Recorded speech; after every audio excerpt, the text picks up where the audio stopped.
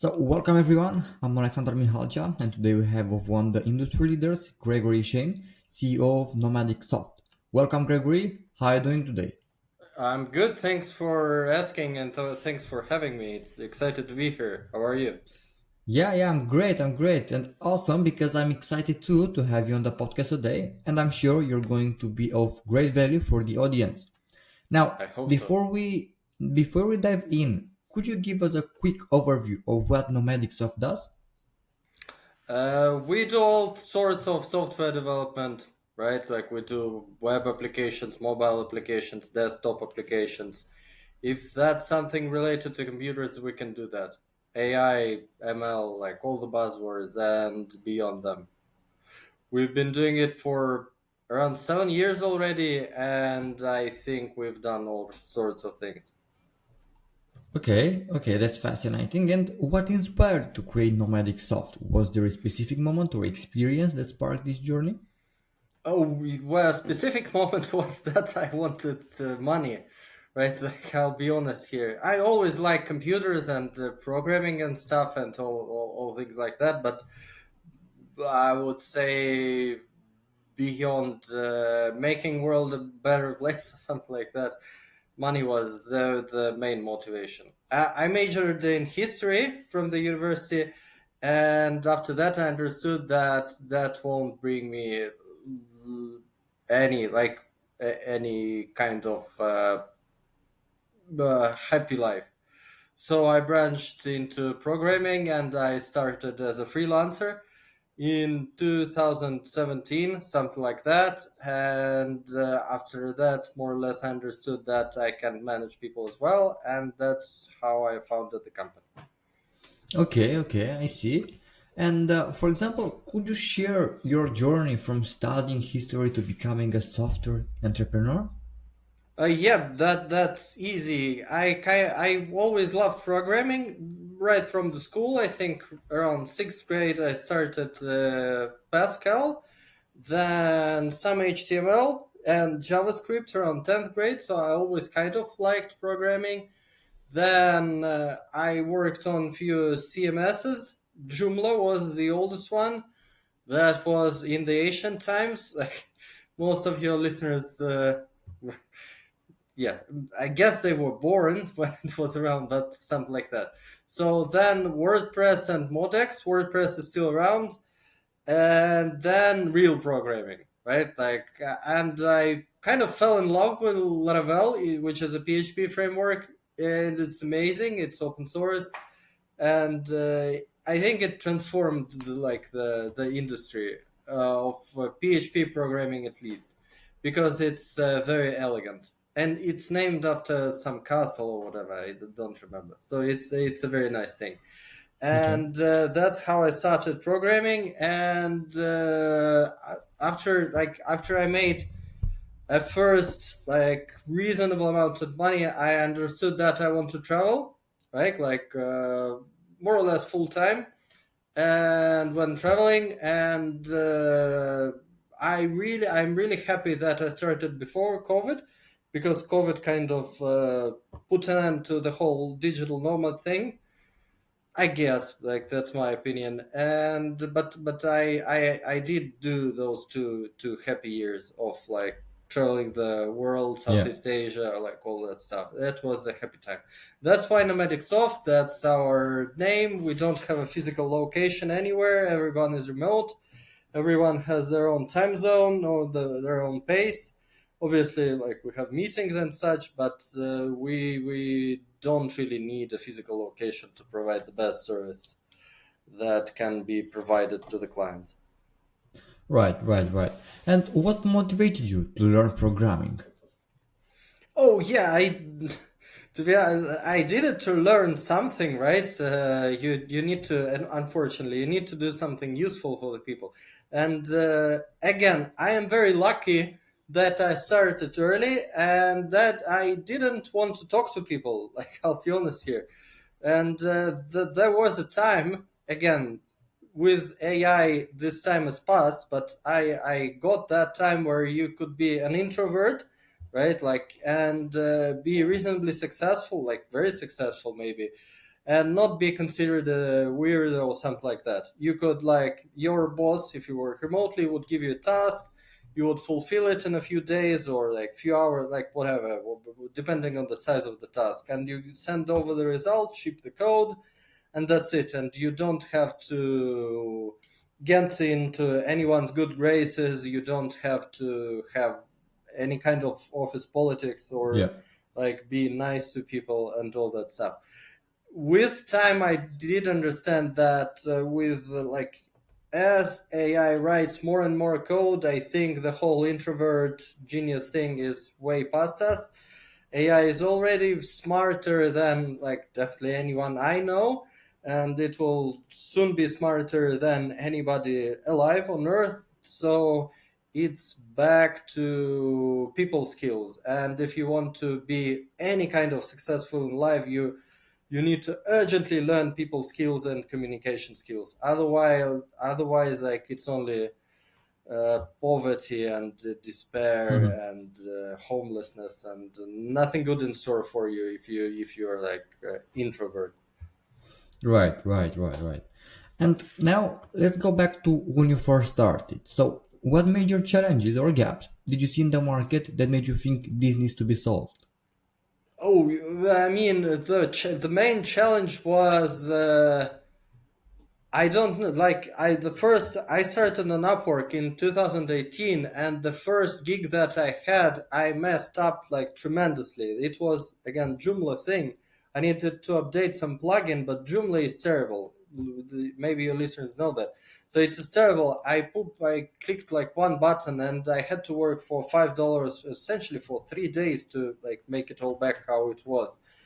And the I don't even know what the challenge was. Maybe the challenge was to overcome my stupidity.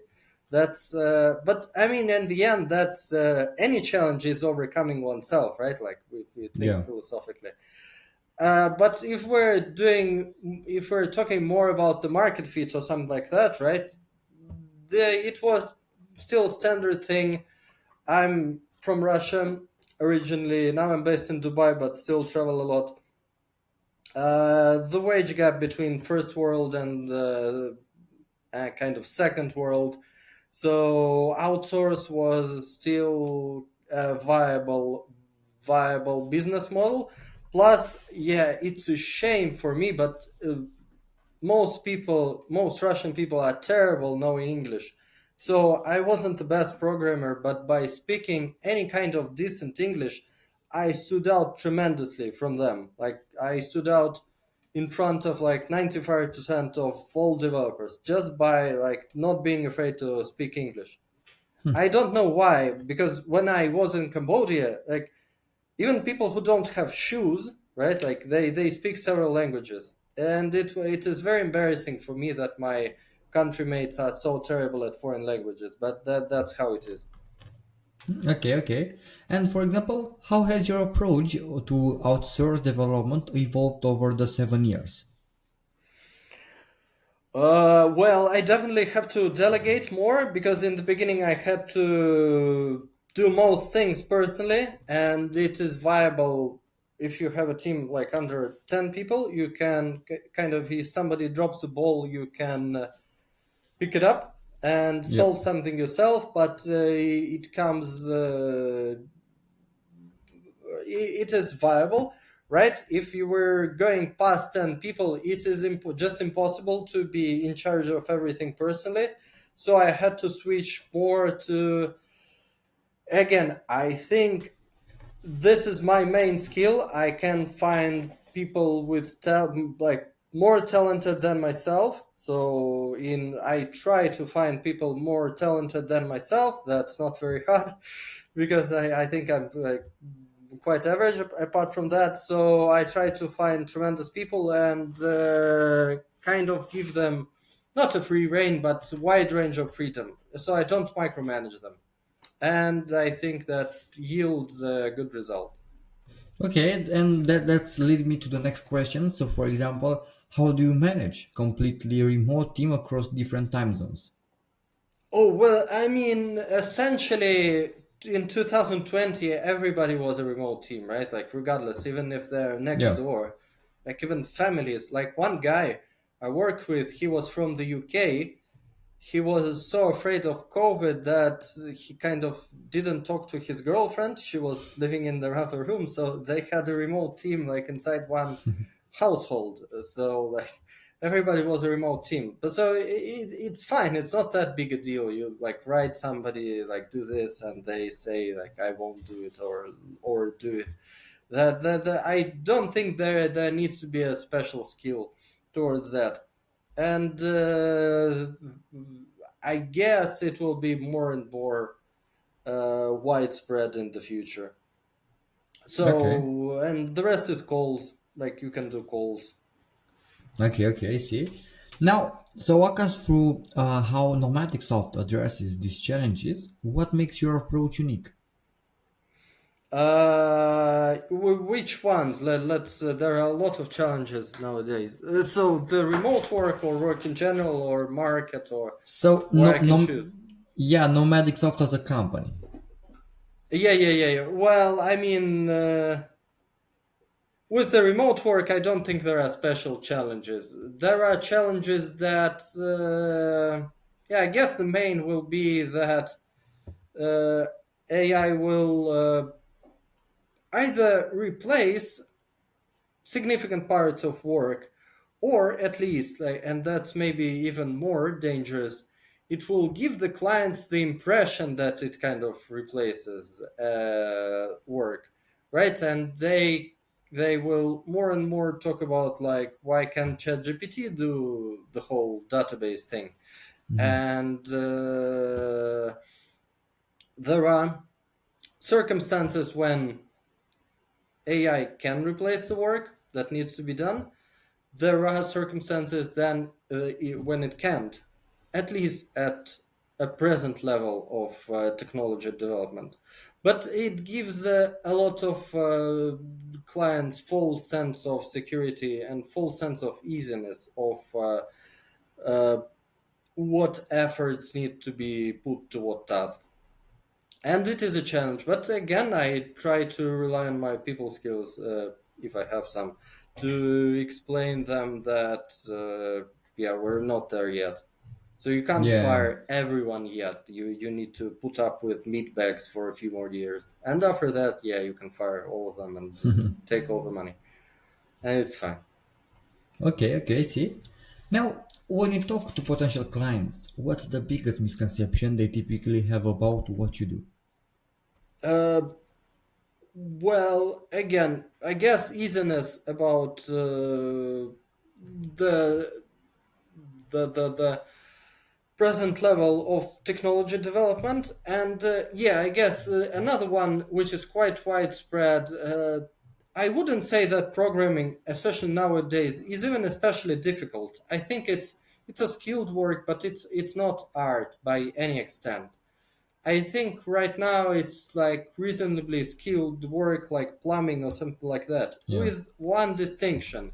The distinction is most houses or apartments are pretty typical, right? And with programming products, by definition, you very rarely copy something outright, right? Like because you don't copy Google because there is already Google, and if you Yeah. copy Google, you can do the same but worse because they have already database and client relations, right? So even if you want to kind of copy something, you do it differently, and that is the difficulty in programming, that it is hard to foresee the extent of resources that you need and plan ahead, because that is the difference between programming and house renovations, and a lot of clients don't understand that. But other than that, yeah, I can't even think of many misconceptions that our clients have. Our clients are amazing, Okay, and they okay. get everything right. Okay, right. And also, could you share a specific success story of a client who saw significant results using your solution? Yeah. There was one guy. He's not working with us anymore. He moved the whole development in house, and good for him. He is extremely successful. So we found him on Upwork. He had a startup. I have NDA, like I can't say it was a startup, Yeah, but we built MVP in under 2 weeks. But he was it's mostly um, because of him, right? Like he had a very clear idea of what he wanted to build, and even more importantly, he had a very clear idea of what of a scope that he wanted for MVP. Because scope creep is, I think, the main challenge for startups. But because of his input, we built MVP in under 2 weeks, and he launched on some deal site, and he returned his costs for development in like 2 more weeks, and then found investment and hired a CTO and moved development in house, and that's fine. But we had several actually clients. Some of them work with us still, but that's the success stories that I had. Those which launched MVP extremely fast, and we try to help them however we can. We try to build products extremely fast. Like we don't do any regression testing. We do everything on the fly because yeah, I like such clients who want to move fast, who like don't want to pussyfoot around, like who don't want to waste time. Like I respect them very much, and I try to do my best to make them as successful as they can, even if they like don't want to work with me anymore. But it's fine. I don't hold grudges. The opposite of that is several people I worked with who didn't have a clear scope in mind, and it would drag for years sometimes, and like they did several redesigns and all that stuff, and they never launched. And I think like my responsibilities as a professional is to tell them like my opinion, and tell them what I just told you about MVP scope and the importance of launching fast, and like that feedback from the market is like 10 yeah. times more important than whatever it is that they or I think. But I'm very conflict avoiding person in that regard. If the client wants to have 5 redesigns and do development, I mean, financially, it is good for me. I don't enjoy that kind of work, but yeah, express my opinion that I think they should launch as fast as they can. But in the end, it is their resources, their money, Right, their startup, their decision. So I can't force them to do anything. right, 100%. And now, looking at a broader industry, what key trends are you seeing emerge? Well, definitely AI. Nothing unusual I can say here. The rest is pretty much like the more things change, the more it stays the same, right? Like frameworks come and go, technologies come and go.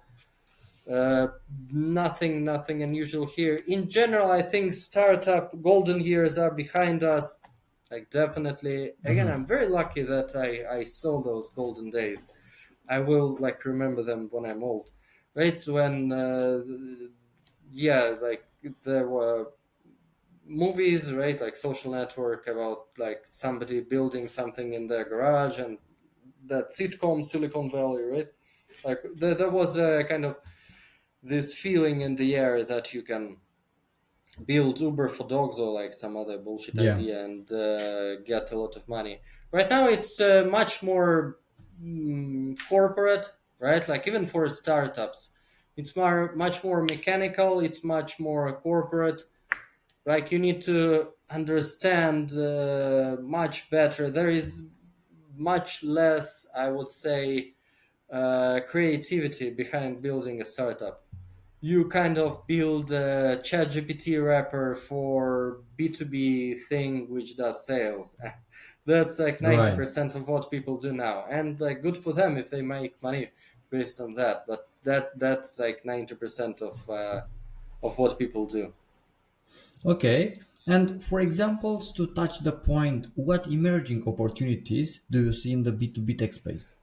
Yeah, well, if there was like a very big opportunity, I wouldn't tell that. Like, and I don't trust people who say that they like tell people opportunity. But I guess in general, like there will definitely be time when programming will past the same stage as like painting, right? Like the first painting was widespread, right? Then photography came around, and there is no need for painting right now, right? But it still exists. So what I'm saying is there will be something like handmade websites, artisan Mhm. websites, some crap like that. There will definitely be a time like AI free, like GMO free thing we have now. There will be something like AI free programming. It sounds like very weird right now, but I'm sure we'll get there. And I guess, yeah, in terms of AI, the I'll just give the general idea, general feeling, not because I have an idea and I'm hiding it, but if I did, I wouldn't.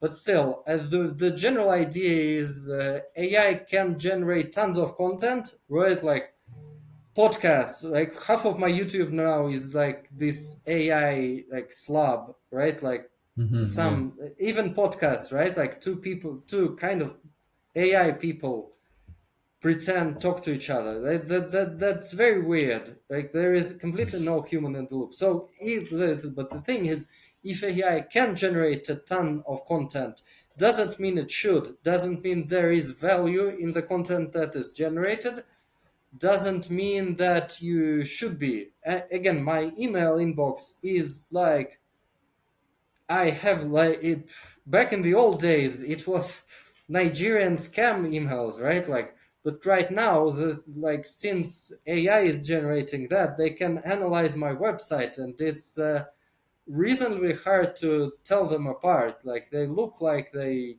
kind of do understand what they do, but it's still AI, and it's getting annoying and annoying and annoying. It should like move to AI like doing something, not generating useless content that I. But Gmail is adding AI on top of AI, right? Like so, AI AI gathers leads, AI writes the emails for those leads, and AI on the Gmail side analyzes and gives me a summary of that email. Yeah. So I'm like the last bastion, well, last human in the loop. If Gmail will add AI that will kind of respond to those messages, and their AI will respond, and they all like talk to each other all day, that will be the kind of singularity point, I think. But still, jokes aside, I think that there must be a point where AI does something useful as opposed to generating tons of crap that pollutes my inbox. You can see I'm kind of grumpy about that. Okay, okay, okay. And in your opinion, what do you think most business owners are getting wrong when they're trying to address this specific problem? Well, again, this is a cliche, but to every person with a hammer, every problem is a nail or something like that. So a lot of people like AI sounds like a good thing, but they have this misconception that if you can do something means you should. But and they try to, yeah, and again, I'm not saying anything original here. It's all been written in books written by people smarter than myself. But it's fine. You have to move from the market necessity, right? Like the problems that your potential customers have, not from the tools that you have, right? Like I can program, like this thing can generate videos or podcasts means I should generate them and kind of or generate tons of emails, right? Like or whatever have you. You need to move from the market need, not from what you can do.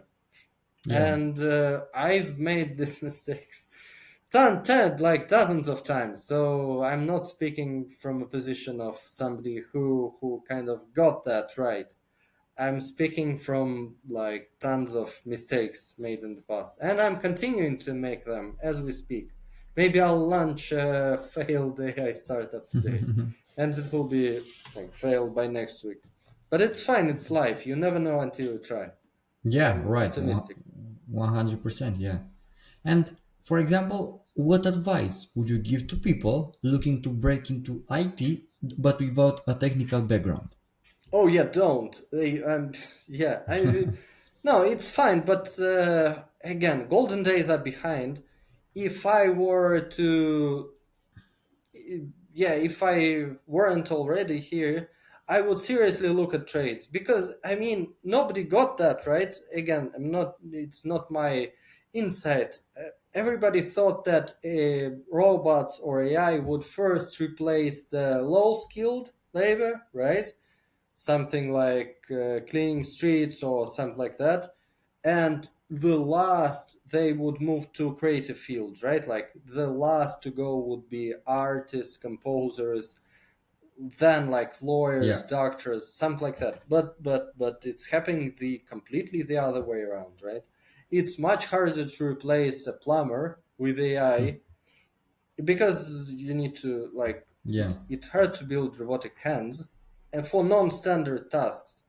Again, in the car factory you can automatize car factory or something standard, right? Like but those things that are not that standard, it's much harder to replace them than to replace programmers. So that's again, I'm speaking completely honest here.